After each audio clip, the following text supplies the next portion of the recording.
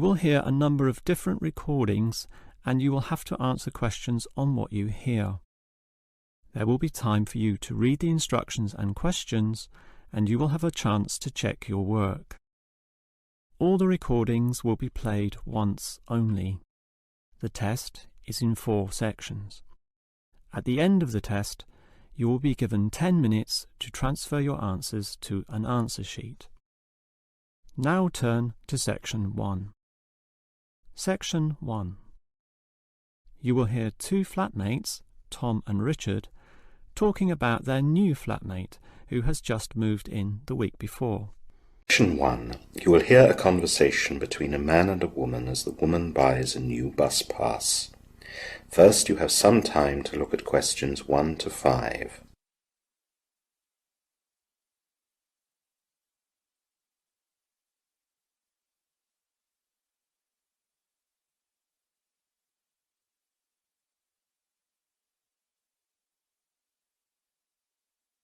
Now the full test will begin. You should answer the questions as you listen, as the recording is not played twice. Listen carefully to the conversation and answer questions 1 to 5. Good morning, madam. How can I help you? Hi there. My name's Louise. I need to get a new bus pass. Do you know which zones you'll need it for? Yes. Zones 1, 2 and 3. That's fine. Now, have you had a bus pass before? Yes. I've had one for the last 6 months and it expired today. That's good. I won't need to take your details then. I'll need to confirm some information though. That's fine. Can you let me know your postcode? It's NW13 4SG. And can you let me know the number of the house at that postcode? It's number 13. I've got your records here. It says that we should contact you on your mobile phone. Is that still right? I'd like to change that actually to email. I've not changed it, so you should have my current address. Let's see. Is it louisekay@uknet.com? That's right. Okay, I've made a note of that. I won't get extra spam, will I? No, don't worry. Our data policy specifies that we can't pass on your information to anyone or contact you without good reason. Good. Thank you. Now, on your old bus pass, there was no photo. The new one will be a photo card. Do you have a photo with you? No, I don't. I didn't know that I would need it. That's okay. We put the requirement on the website, but of course most people don't see it. I can take it here if you like. Just look at this screen. Like this? That's right. Now keep still. Okay, that's done. By the way, is the price still £100? I'm afraid not. The price went up by 5%. It's still pretty good value though. Yes, that's fine. So, here's your new pass and here's a new holder. I saw that your old one had got a bit worn. Yes, it had. Thanks very much. The old one had gotten a bit beaten up, being at the bottom of my bag all the time. One more thing. I noticed there was no signature on the back of your old bus pass. It isn't valid without it, so you'd better do that now to your new one. Oh, I didn't know that either. I'll do it now. There you are. Before the conversation continues, you have some time to look at questions 6 to 10.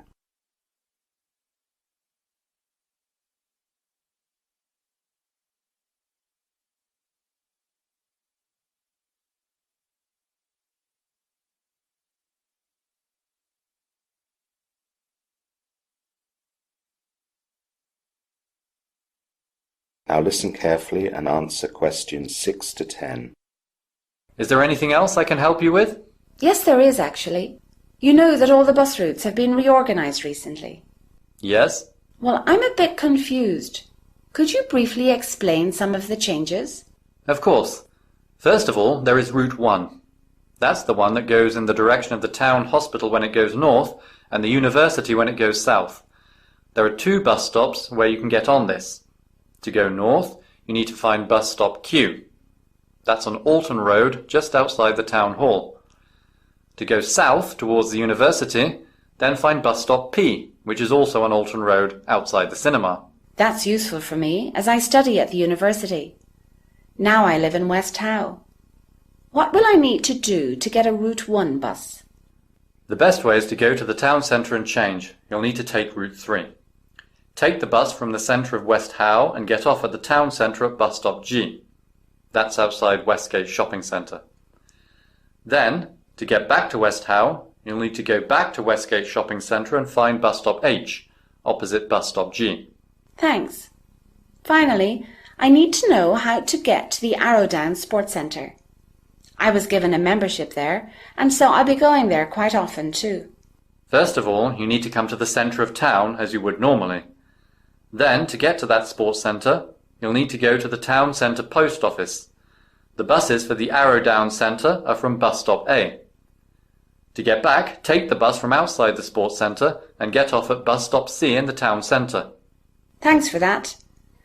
Now, a friend told me that I can get discounts using my bus pass.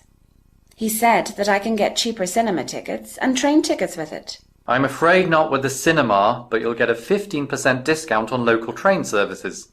There are other possibilities as well. The local football club gives you access to the special hospitality area, although you'll need to buy a regular ticket. You can also get priority seating at the local theatre, and the local museum gives bus pass holders cheaper entry. Some of these things are restricted by availability, of course. Well, that's a bonus. That is the end of section 1. You will now have half a minute to check your answers.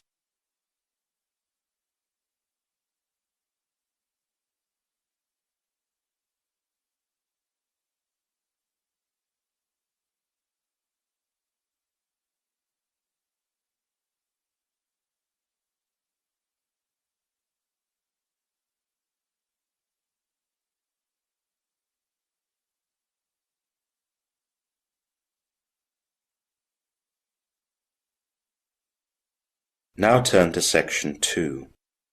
Section 2. You will hear a man giving an information talk at an adult education centre. First, you have some time to look at questions 11 to 15.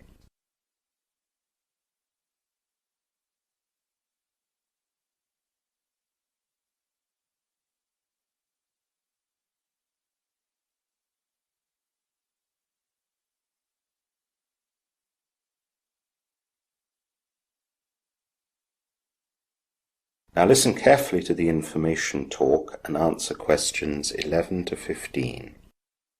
Good evening everyone, and thanks for coming to this information evening at the Adult Education Centre. My name is Mike, and I'll be speaking to you for a short while before you can go and explore the various departments that we have here.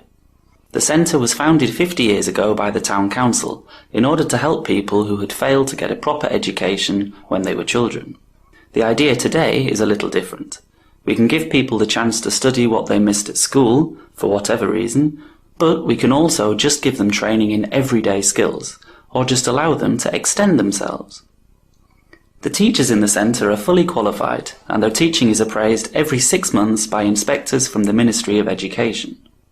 Our teachers have the latest teaching aids and accessories, from interactive whiteboards to computer labs with the most up-to-date technology.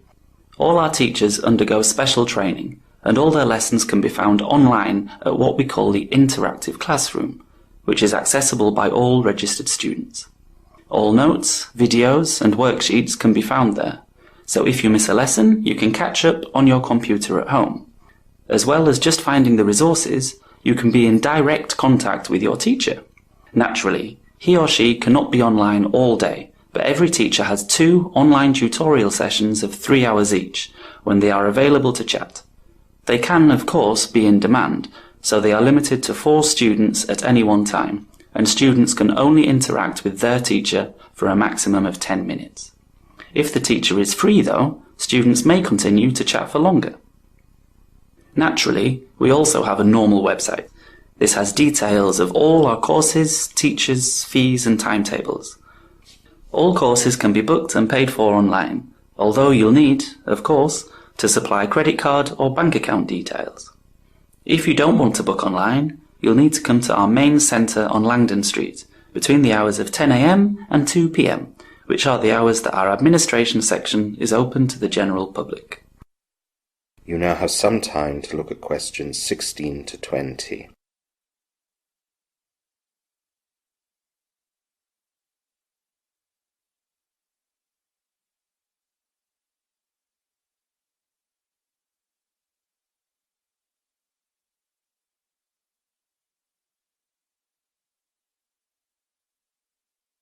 Now listen to the rest of the information talk and answer questions 16 to 20.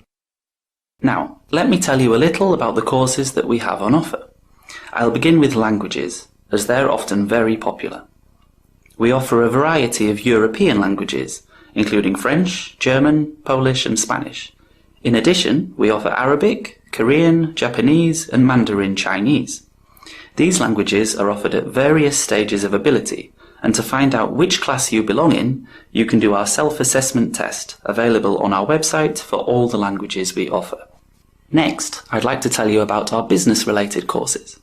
Our business courses vary from short morning or afternoon sessions, where you will develop an excellent understanding of a particular topic, to courses that run for over 30 weeks, where you can achieve an industry-recognised qualification.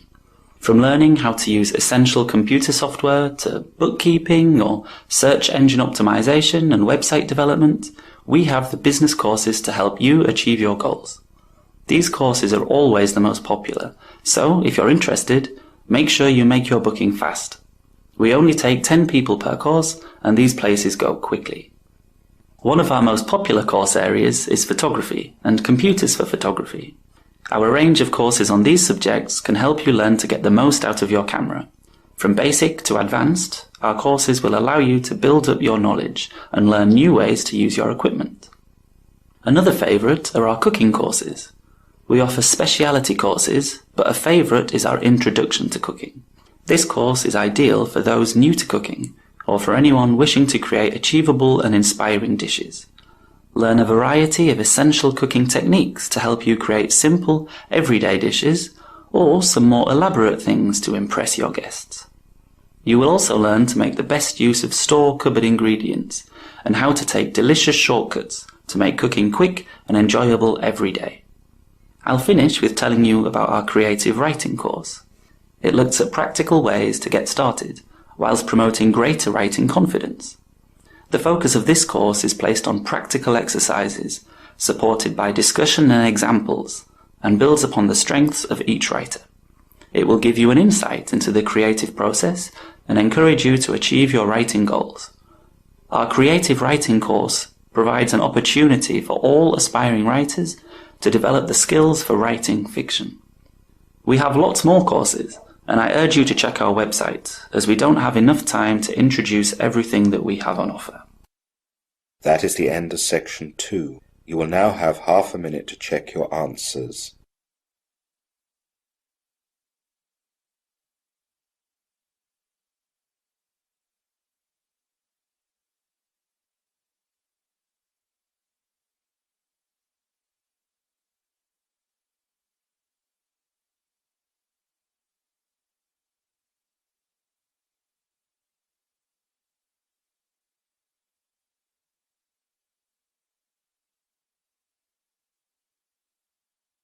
Now turn to Section 3.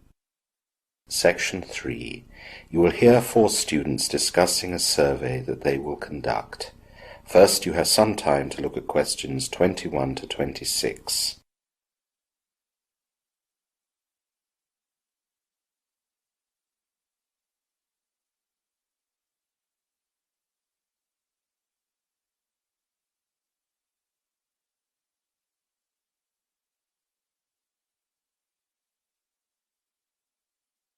Now listen carefully and answer questions 21 to 26.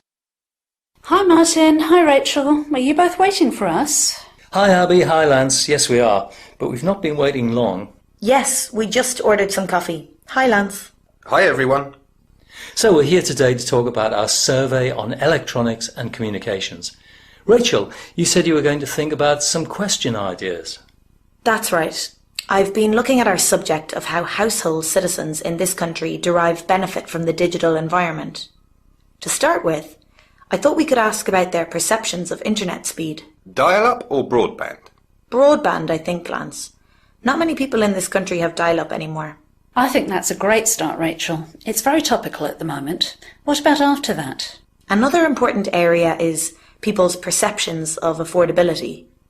This has a lot to do whether people have travelled to different countries and have seen the costs of services there and are therefore able to compare what they pay for here.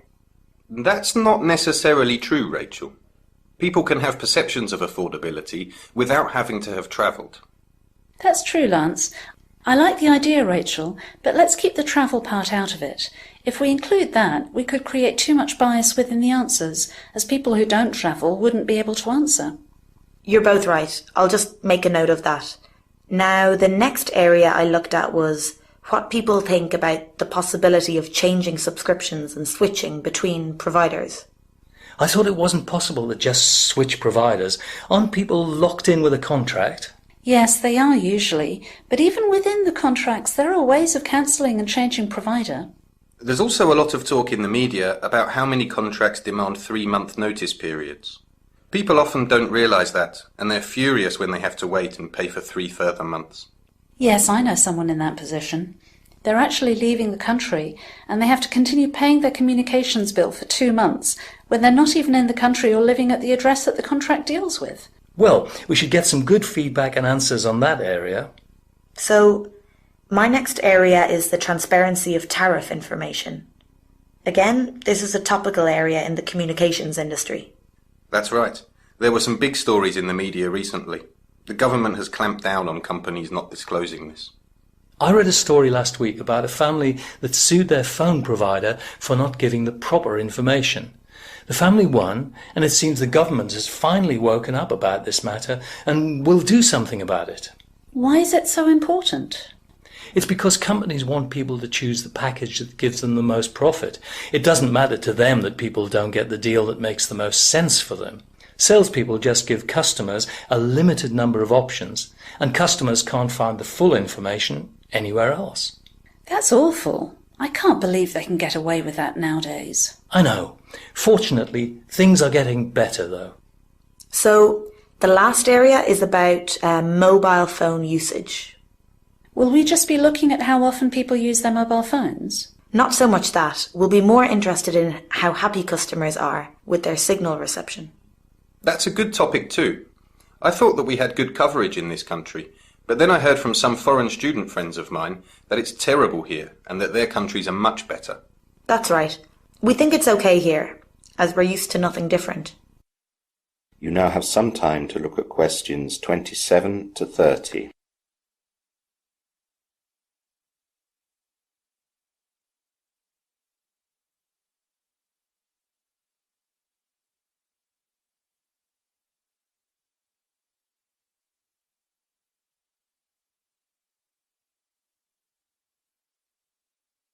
Now listen to the rest of the discussion and answer questions 27 to 30. So next we have to decide when and where to do our survey. I think the best thing would be to go after lectures on Wednesday morning. We'd get the afternoon shoppers and we get it all done before dinner. The problem with that is we'd only get people free on a weekday afternoon. There would be a lot of unemployed people and that would influence the results. On a Saturday afternoon, we'd get a lot more people and a better cross-section of society. I don't really want to lose my Saturday, though. Nor do I. I want to go to the football. Can't we do Friday afternoon? There'll be lots of people around off work early then. Well, that would be better than Wednesday, but I think Rachel's right. Nobody wants to work at weekends. But if we want to do a good job with this survey, then we should make some sacrifices. OK. Yes, I suppose the football can wait. Now, are we sure that the town centre is the best place to conduct our survey? What do you think, Rachel? Well, it's the place where we'd find the most people. Also, we'd probably find the best cross-section of society there. The trouble as I see it is that some people won't want to be stopped to answer our questions. You know what it's like. That's true. But that will be the same wherever we go. The other places where we'd find lots of people could be worse. In train and bus stations, people would be busy. I think Rachel's idea about the town centre is best. What about in the central shopping mall? Again, maybe there would be too many of a certain type of people. OK, I'm fine with Rachel's idea. Me too, I'm happy. Finally, we need to analyse the information as fast as possible. Why don't you all come round to my place the next day and we can collate everything and do some statistical analysis? Can you make that, Lance? I can't after 3 o'clock. I have to be with my family then. I could come before that or in the evening.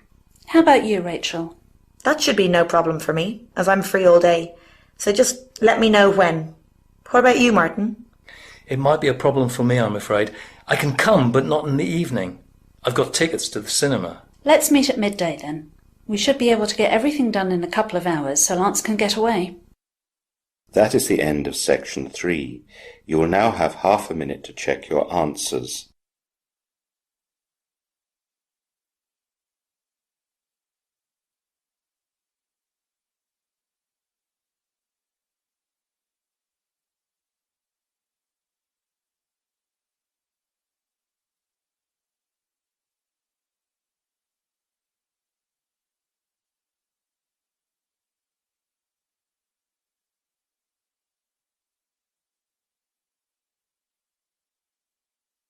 Now turn to Section 4.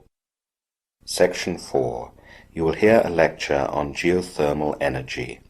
First, you have some time to look at questions 31 to 40.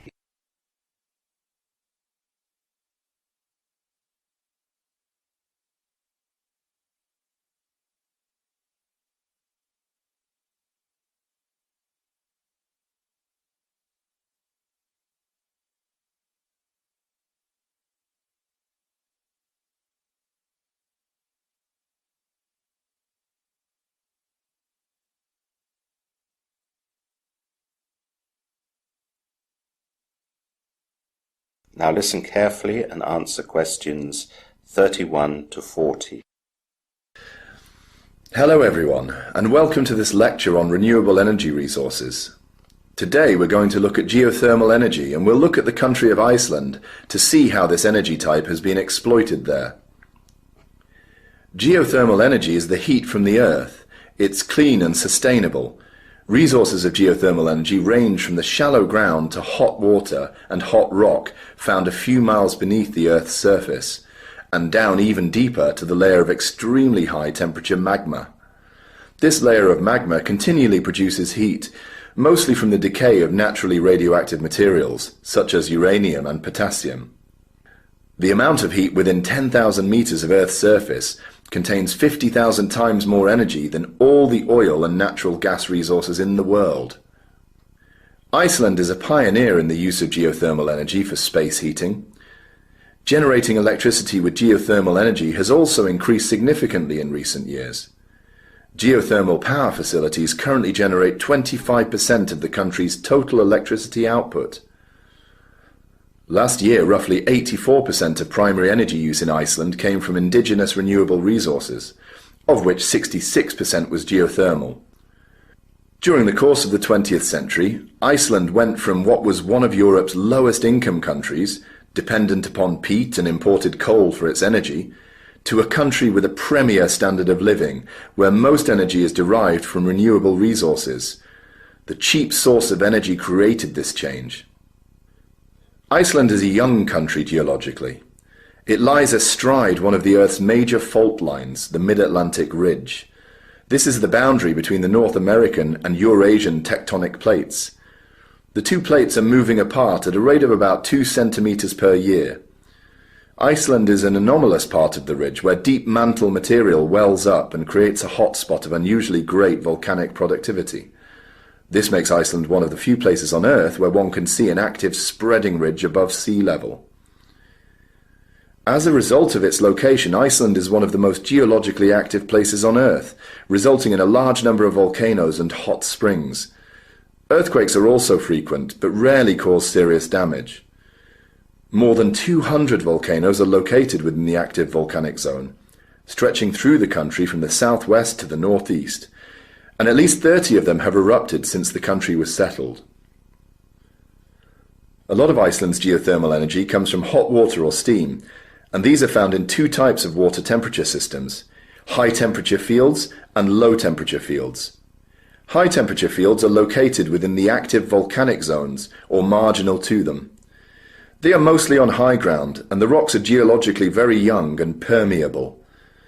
As a result of the topography and high bedrock permeability, the groundwater table in the high temperature areas is generally deep, and surface manifestations are largely steam vents. The low temperature fields are all located outside the volcanic zone, passing through Iceland. The largest examples of these systems are located in southwest Iceland, on the flanks of the western volcanic zone, but smaller systems can be found throughout the country. On the surface, low temperature activity is manifested in hot or boiling springs, although no surface indications are observed on top of some such systems. Flow rates range from almost zero to a maximum of 180 litres per second from a single spring. Scientists believe these low temperature fields are transient, lasting some thousands of years. There are three ways to create electricity with geothermal energy. Hydrothermal, using hot water, geopressurized, using a hydraulic turbine, and petrothermal, using superheated dry rock to create steam when water is pumped into it. In Iceland, generating electricity with geothermal energy has increased significantly in recent years. And as a result of a rapid expansion in Iceland's energy-intensive industry, the demand for electricity has increased considerably. One of the most common electricity generation methods in Iceland is with a geothermal plant, which brings heat up to the surface, where it is brought into contact with water. This creates high-pressure steam, which is then piped to drive turbines. The pipes and turbines must be extremely strong in order to stop the corrosive steam from bursting out and causing a danger to workers. The turbines in turn create the electromagnetic field within a generator that creates electricity. The electricity generated is then transferred out to a local substation, before being directed to its place of end use. Back at the geothermal plant, the steam that has been through the turbines is piped away. The steam is then allowed to condense in a cooling tower.